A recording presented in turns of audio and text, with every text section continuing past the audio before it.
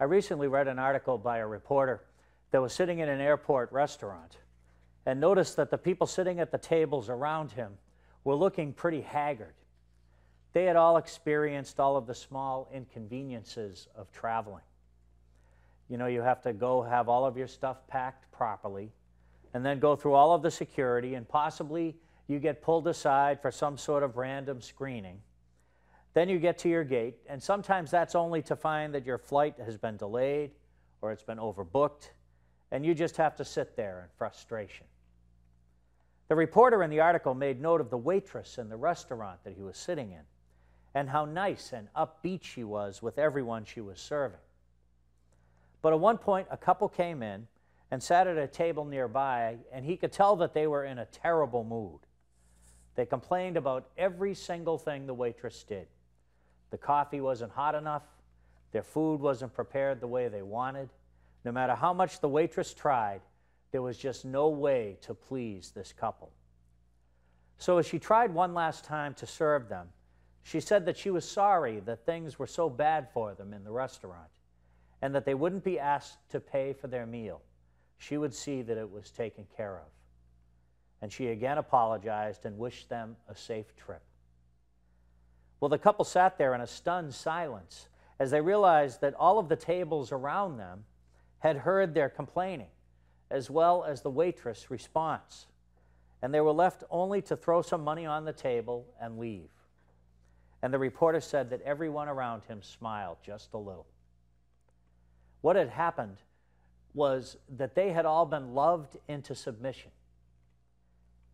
I always feel like I can identify with today's gospel reading about an eye for an eye and the urge many of us have to get even when someone hurts us, whether it's physically or emotionally. Sometimes we think that if we could only even the score or even hurt them worse, we'll feel a little better.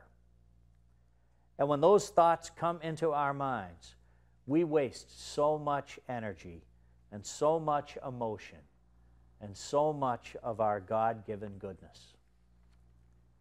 One of my friends from high school, Father Richard Clancy, who celebrates this Mass pretty often, likes to use the phrase, "Don't let them rent space in your head." And he's so right. Because while someone may hurt us, they can't kill our spirit if we only follow Jesus' instructions. When we feel slapped down, know that what they do or say will not let us be separated from the Lord. When they take something from us, know that the Lord will provide. And when we feel like we have nothing left to lose, know that Jesus will provide us with an answer to our problems, usually in a better way than we ever imagined. So when we feel the urge to tell someone off, we can remind ourselves that we can't control them, but we can control our response to them. When something happens that's different than what we have planned for ourselves, we can pray and ask the Lord to show us the better way. And we can remind ourselves of the goodness that God gave us and know that such a gift can never be taken from us. We can remember a time when we were forgiven and offer a prayer of forgiveness for those who have hurt us. We can remember that resentment allows someone else to control our thoughts and feelings. We can know that when we respond to anger with anger or hate with hate, we become a part of the problem and not the solution. And then it becomes our sin. And when we think and act positively, we will find ourselves with others that think the same way, and that blessing will sustain us through most hard times. So Jesus says to offer the other cheek, to go a step further when we're asked to help, and to give love, asking for nothing back in return. Because our mercy is God's mercy. Our love reflects Jesus' love for us. And around this altar, our prayers and the work of the Holy Spirit will provide food for our hungers, life when we feel like we have none left, and joy when we feel like everything is going against us.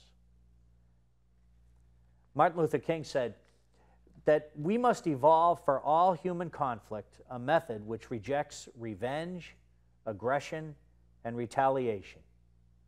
And the foundation of such a method is love.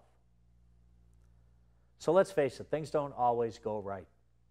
People can sometimes hurt us or let us down, but with the love of Jesus Christ present on our altar today as our guiding and directing force, we can get through any problem or conflict or anger, and we can love any problem into submission.